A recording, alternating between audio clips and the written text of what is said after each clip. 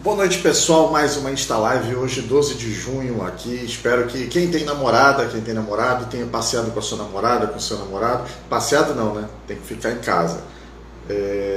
Quem puder ficar em casa, né? Obviamente.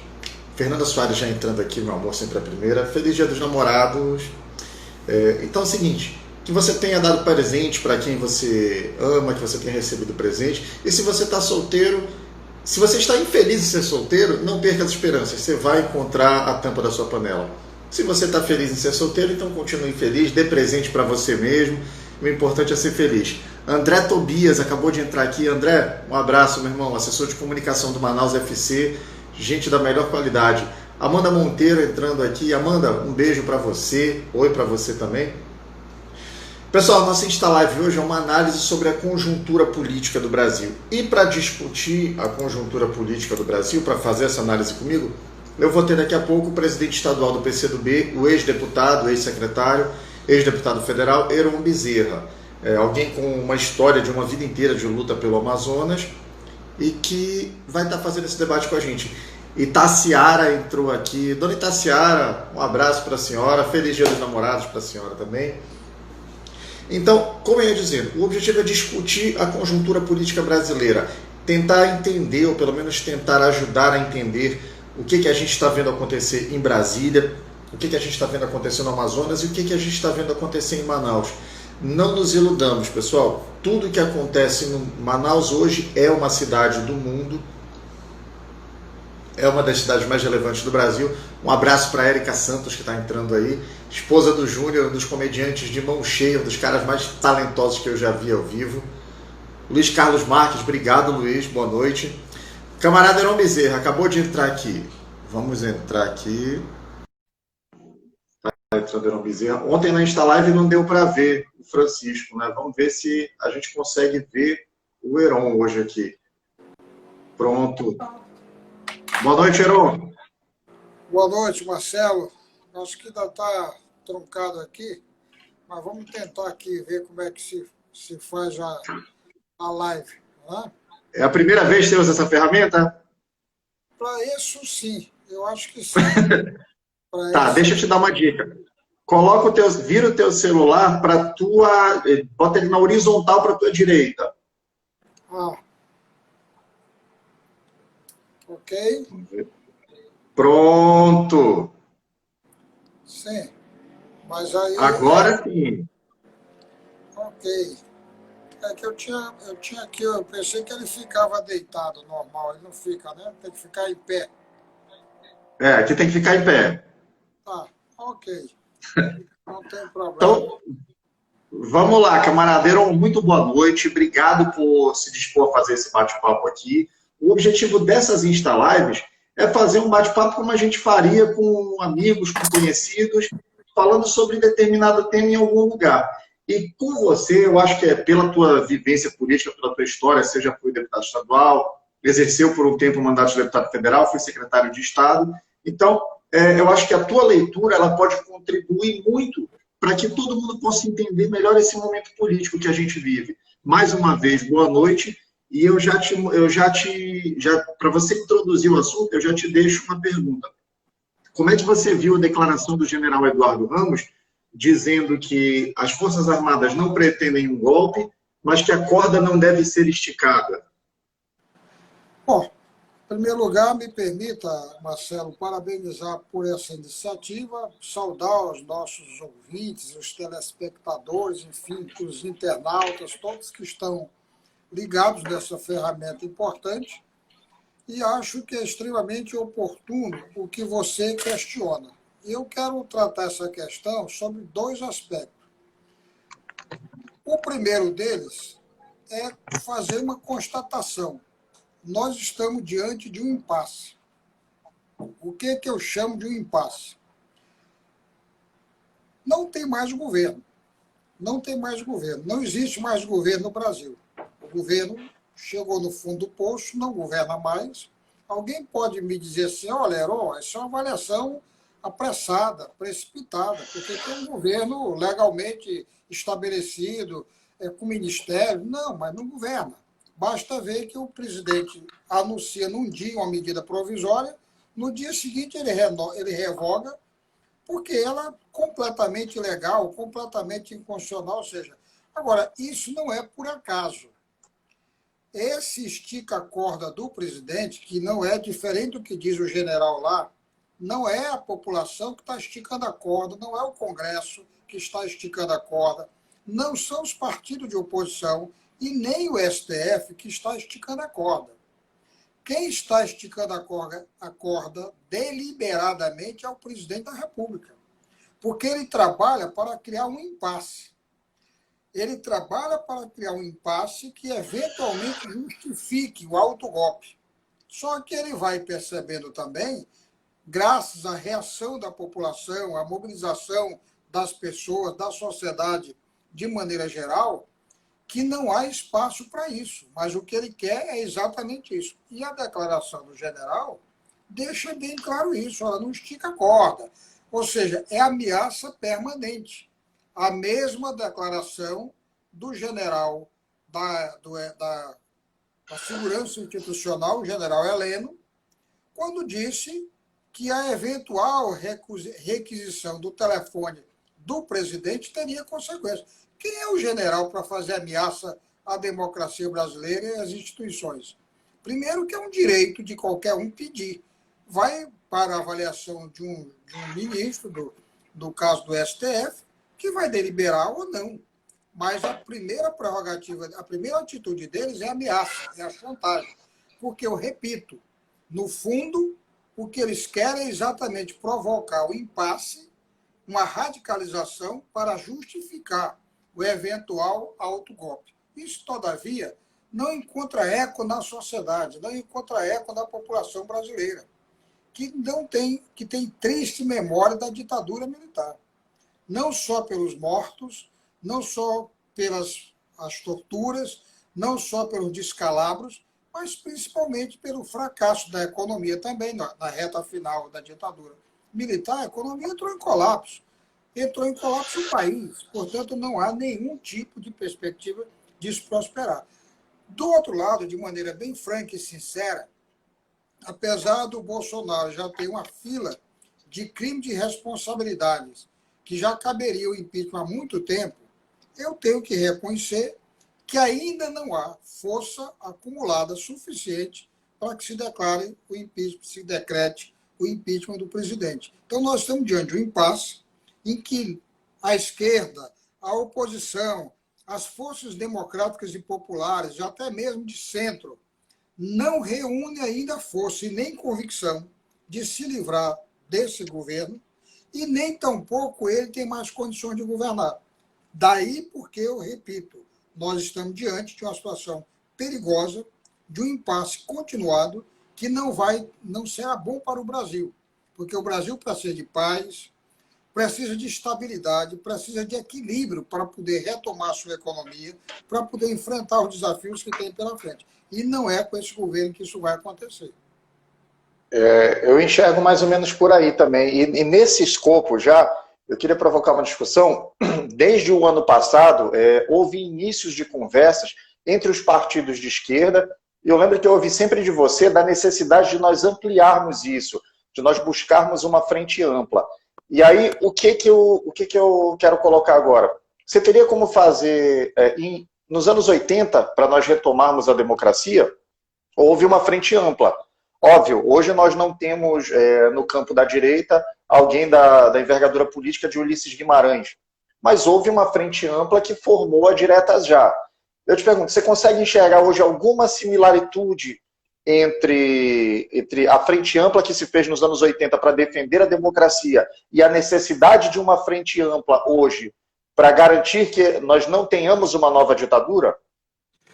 Nós não temos outro caminho, Marcelo. Eu consegui finalmente agora gastar direito aqui. Como já é o seguinte, é uma aula e tanto de...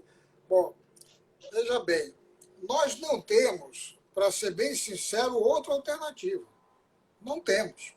A nossa alternativa é exatamente ampliar. É uma regra primária. Se você quer derrotar o inimigo, você tem que ampliar os seus aliados e tirar aliados do adversário. Não tem outro caminho. O inverso é absolutamente verdadeiro. Por que o Bolsonaro procura se agarrar com o Centrão, parlamentares e partidos dos quais ele sempre disse que era a escória da política, fez deboche, etc. Por que o Bolsonaro procura se abraçar com o Centrão?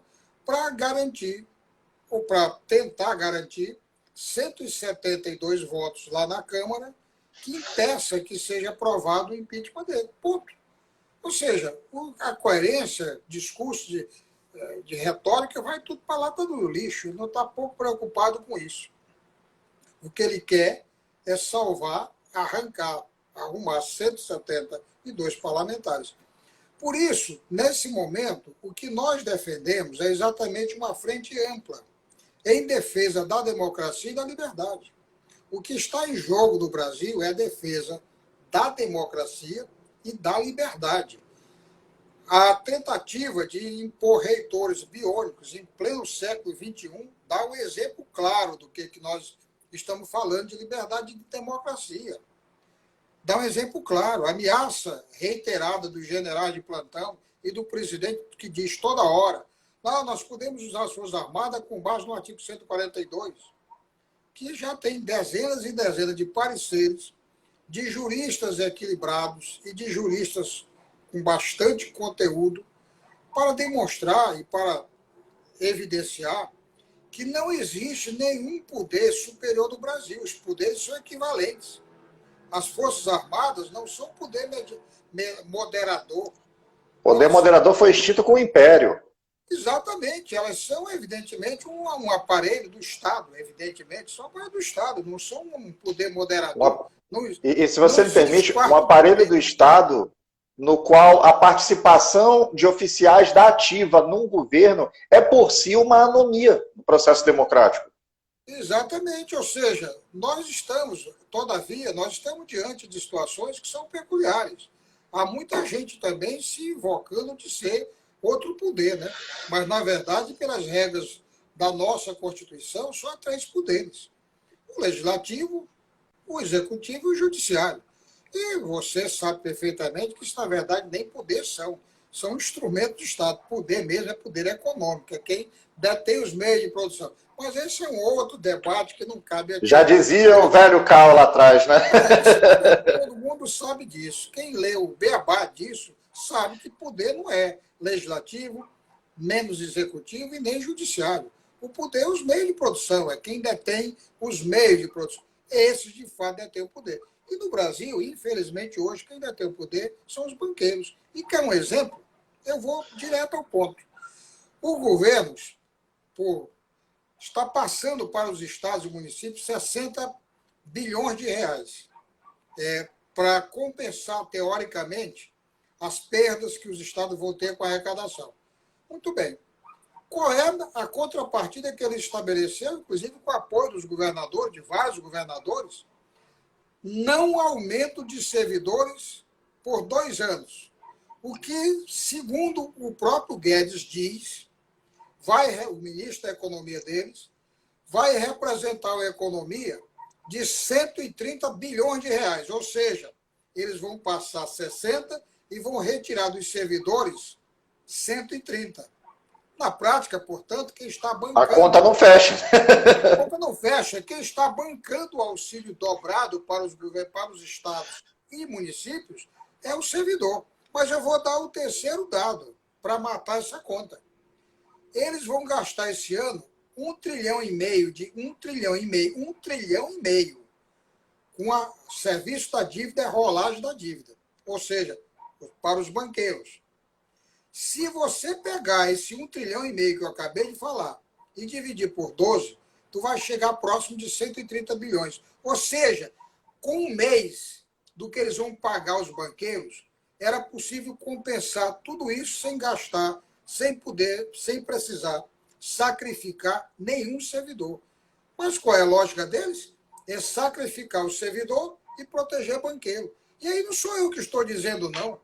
Se alguém tiver dúvida disso, vai lá na transparência, vai no site da transparência, verifica a medida que ele adotou, verifica a lei que foi aprovada, 60 bilhões para cá, 130 de volta. Ou seja, Na verdade, eles estão ganhando, eles dão 60 e estão arrecadando 130, estão ganhando 70 e não tirando um centavo de banqueiros, porque quem manda no país, lamentavelmente, são os banqueiros.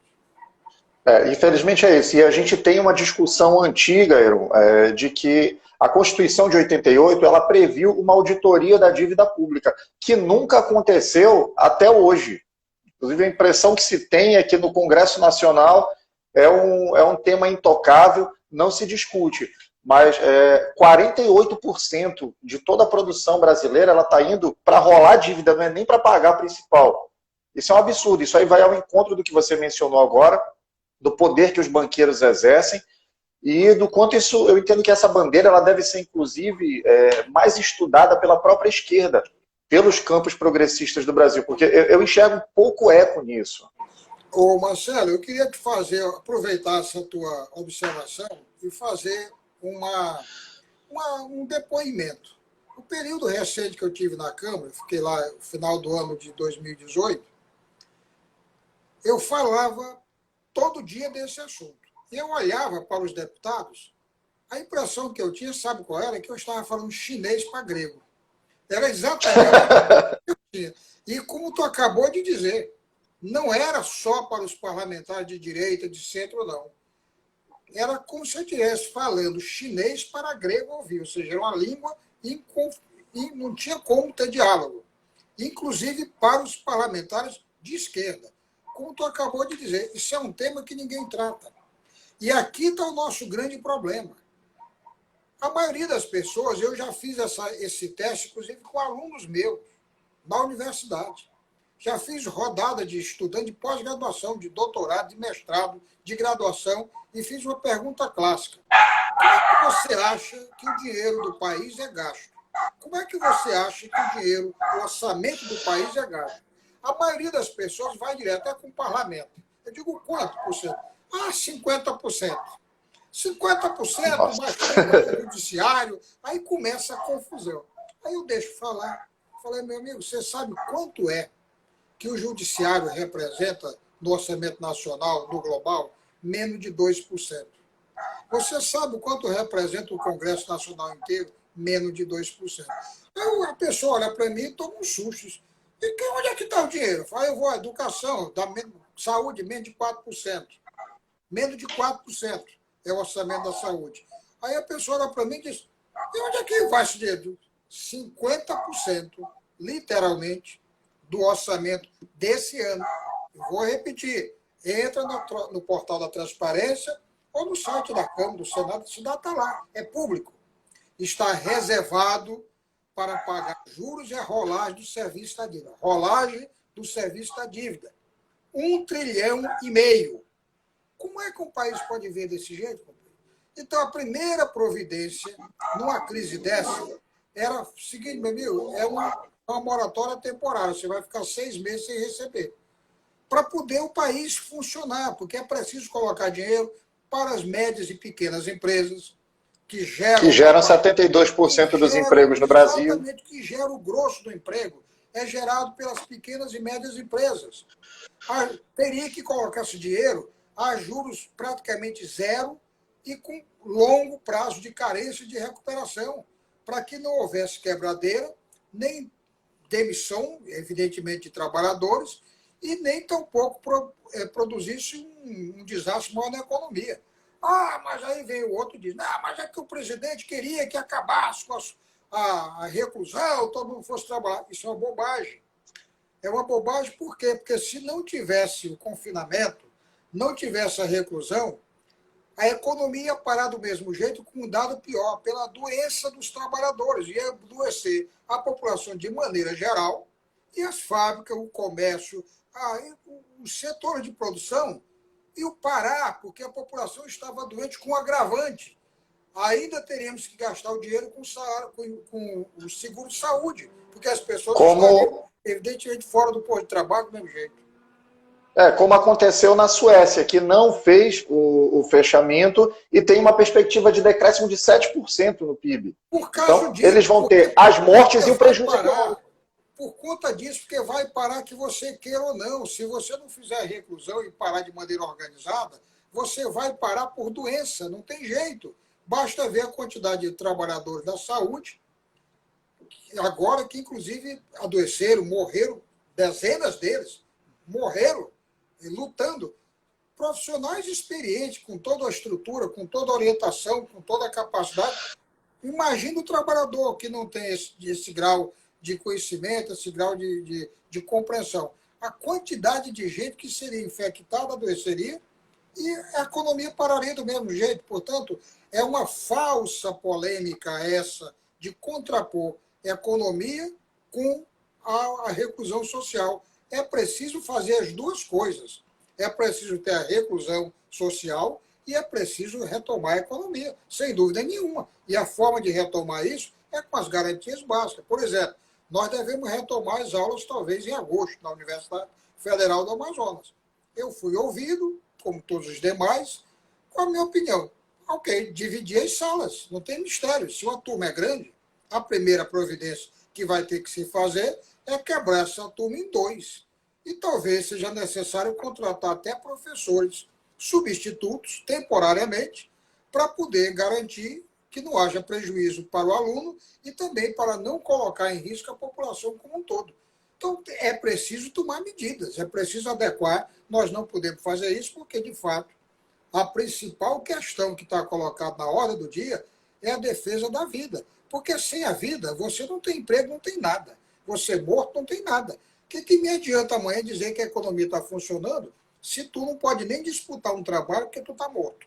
Então, para o governo, 41 mil mortos talvez seja uma estatística. Para nós, para mim, que inclusive perdi vários amigos nessa crise, nessa pandemia, não é uma estatística, é uma tragédia. E esse é o sentimento, eu tenho certeza, de milhares de pessoas que estão nos ouvindo nessa hora. Não é uma estatística, é uma tragédia. Uma morte para quem perdeu é uma tragédia. Talvez para o governo seja apenas uma estatística. Você falou nessa questão de estatísticas, Heron, e tem um dado que me deixa, ao mesmo tempo que eu fico muito triste, eu fico muito indignado, porque a forma como o governo federal conduziu o Brasil desde a pandemia é um desastre total. E o principal exemplo disso a gente vê no nosso vizinho aqui do lado, na Argentina. No Brasil, nós temos um índice de 168 mortes por milhão de habitantes. Na Argentina, esse índice é de 15, quase 11 vezes menos. Ou seja, o problema houve para todo mundo, mas a gente não precisava ter perdido 41 mil vidas aqui, Heron.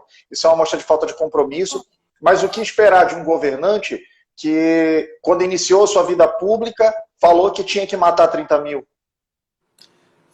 Exatamente. Infelizmente, ele até já suplantou a meta dele, porque já morreram 41 mil. Né? Cumpriu a meta.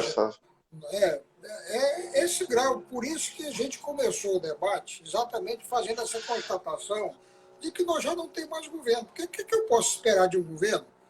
Que alguém diz para ele, olha, mas vai morrer gente. Ele diz, e daí? Isso é a resposta que um governante possa dar à população que está correta e compreensivelmente apavorada com a crise, com a pandemia, com o emprego, com o trabalho, com tudo isso. É um conjunto de problemas ruins. E a crise econômica no Brasil, infelizmente, não começou com a pandemia. O ano passado não tinha pandemia e o PIB foi de 1%, é um PIBinho. Portanto, a política deles não funciona. A segunda coisa que essa crise revelou. O Estado me permite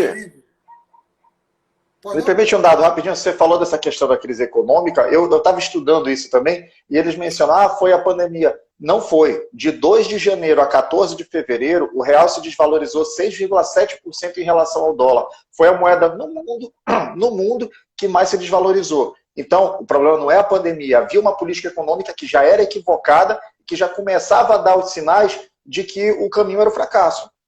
Claro, basta ver que o dólar atualmente até o real tem se valorizado em relação ao dólar em plena pandemia. Em plena pandemia, o que desautoriza esse discurso do governo. Porque, no fundo, o que estava e está havendo, é a percepção de instabilidade. Mas o mundo vai percebendo que o Bolsonaro já não governa. vamos aqui também entender isso. Boa parte do mundo vai compreendendo que ele não mais governa e que, evidentemente, está se construindo uma frente ampla, na prática, que envolve o Congresso, que envolve o STF, que envolve a sociedade civil, né, as centrais sindicais, os partidos políticos, as entidades estudantis. Na prática, essa frente ampla está se construindo, independente do que cada um de nós pensa, independente se é de esquerda, se é de centro, se é de direita, independente disso, tem gente na direita e no centro que também defende a democracia, que defende a liberdade. E essas pessoas são muito bem-vindas. Eu não compartilho da opinião do presidente Lula, por exemplo, quer deixar bem claro, de que só pode entrar na frente aqueles que não apoiaram o golpe. Por esse raciocínio, vai ficar o PCdoB e alguns poucos de esquerda, porque boa parte da própria esquerda apoiou o golpe. Então, por esse discurso, não vai ter frente e muito menos gente suficiente para se contrapor à ditadura, que eles querem impor. Porque não há dúvida nenhuma que o governo Bolsonaro quer é impor uma ditadura militar no Brasil, um alto golpe com ele no comando. É isso que ele quer. Ele não reúne força para fazer isso, mas todo dia ele provoca, todo dia ele dá uma pista, todo dia um ministro dele fala alguma asneira nessa direção. Todo dia. Todo dia. Isso desde que tomaram posse. E aí, ele é quem está esticando a corda. Claro, eles é que estica a corda. E aí vamos falar aqui em português, claro. A gente tem que reconhecer, e eu já escrevi vários artigos dizendo isso, que se tem uma coisa da qual nós não podemos acusar o Bolsonaro é de incoerência disso, que ele disse isso a vida inteira. Que ele era a favor da tortura, que ele era a favor da ditadura, ele disse isso a vida inteira. Então, evidentemente que as pessoas não podem argumentar desconhecimento. Pode até dizer assim, não, eu não aguentava mais aquele governo, ok, isso é um direito. E tem, por isso mesmo, essas pessoas têm o legítimo direito também agora de fazer autocrítica, de refazer o seu ponto de vista. Ninguém é dono da verdade, todos nós podemos cometer erros, todos nós podemos cometer equívocos.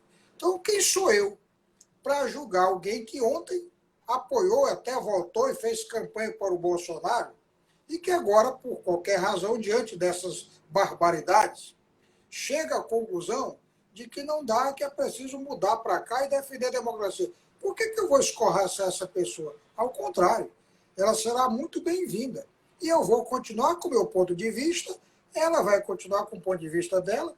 Na hora que a gente sentar numa outra rodada para debater, por exemplo, solução econômica para o Brasil, provavelmente eles vão apresentar uma tese da qual eu discordo visceralmente, da qual eles vão discordar visceralmente da minha tese. Porque aqui, Marcelo, vamos também trazer um pouco o debate para o concreto. Onde é que a pandemia foi controlada ou tem resíduos nos países que têm democracias avançadas? Porque só existe democracia, na prática, quando já se começa a construir sociedade socialista. Sem isso não tem democracia, porque democracia, a palavra significa governo da maioria. Como é que pode ser maioria um país capitalista ter democracia? Um país capitalista jamais tem democracia. Você tem um arremedo de democracia, porque democracia, literalmente, só pode existir quando o povo tiver os seus interesses representados. Isso só tem nos países que já começaram a construção de experiências socialistas. E aí vamos aos dados. O maior país do mundo, com 1,5 bilhão de pessoas, que é a China, teve 84 mil casos e em torno de 4 mil mortes, das quais em torno de 4 mil concentrados em Hubei. A China mesmo teve pouco mais menos de 1.000 casos, a China inteira. 16 mil casos teve a China. Houve departamentos na China que não tiveram nenhum caso. Exatamente, onde teve pesado foi exatamente em Hubei, foi concentrado ali. O Vietnã não tem uma única morte, tem 300 e poucos casos, nenhuma morte. A Venezuela, aqui do lado, esculhambada por vários dessa direita raivosa brasileira, tem em torno de 1.500 casos e poucas mortes. Cuba, 2.000 casos, 80 mortes. Ou seja, já é muita coisa, mas é nada comparado com o que nós estamos vivendo pelo mundo afora. Portanto, o confinamento que esses países adotaram e aplicaram regras, além de uma estrutura de saúde eficiente, porque aqui no Brasil, muita gente morreu, inclusive aqui em Manaus, muita gente morreu por falta de assistência médica adequada. Morreram em postos de saúde porque não tinha vaga em UTI. Se a pessoa tivesse deslocada para a UTI, teria escapado. Muita gente morreu aqui por falta de atendimento médico adequado. O confinamento, portanto, é uma realidade. Se você analisar a história, você vai perceber que as epidemias só aparecem quando a população deixou de ser nômade. Quando ela deixou de ser nômade e se concentrou, aumentou o risco de contágio. Então, veio tuberculose do leite da vaca e de cabras. Várias epidemias, peste negra, surgiram quando a população se aglomerou. Até quando começou a domesticação de animais e plantas, há mais ou menos 10 mil anos atrás, a população do planeta era em torno de 10 milhões de pessoas. Na época de Cristo, estava em torno de 300 milhões. Mas esse crescimento populacional ele foi contido por epidemias. Aliás, coerente com a teoria de Malthus, que dizia que era preciso diminuir os pobres do mundo por guerras, primeiro, por controle da natalidade, por guerras e epidemias. Portanto, esse discurso aparentemente translocado do Bolsonaro não tem nada de translocado, não. Isso está revertido de um conteúdo altamente reacionário, perverso e conscientemente deliberado para diminuir a população de pobres, porque vamos ser práticos. Quem é que está morrendo mesmo? Tirando uma ou outra pessoa de maior poder aquisitivo, quem é que morre mesmo, meus amigos?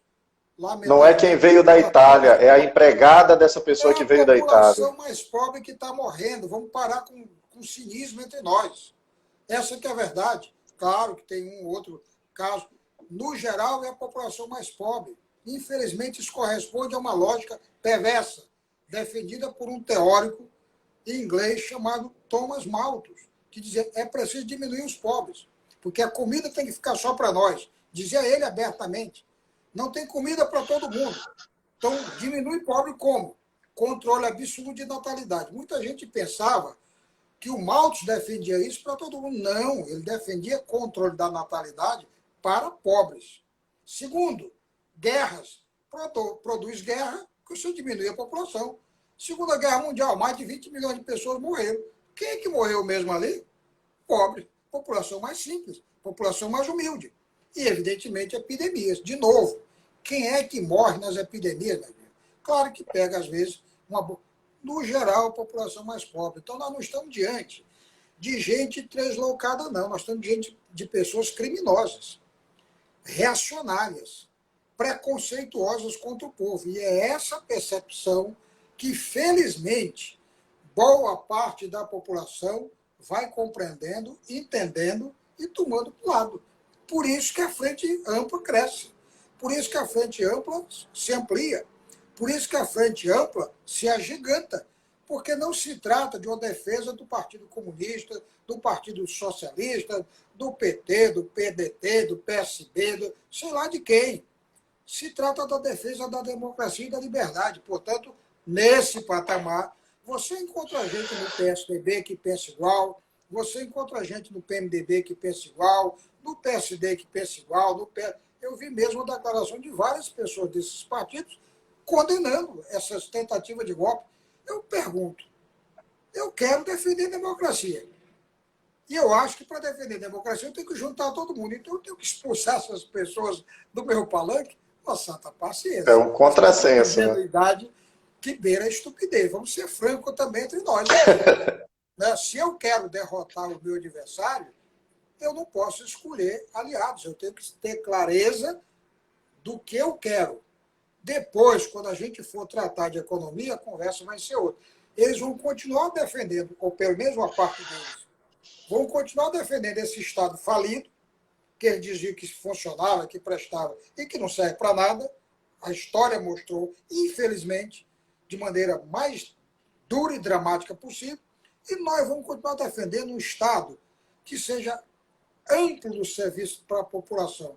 Num Estado que seja capaz de gerar emprego, trabalho, renda, segurança para a população e, principalmente, garanta a vida das pessoas. Isso não é com esse Estado mínimo deles. Não é. É preciso ter capacidade de compreender isso e acho que a população vai compreendendo isso.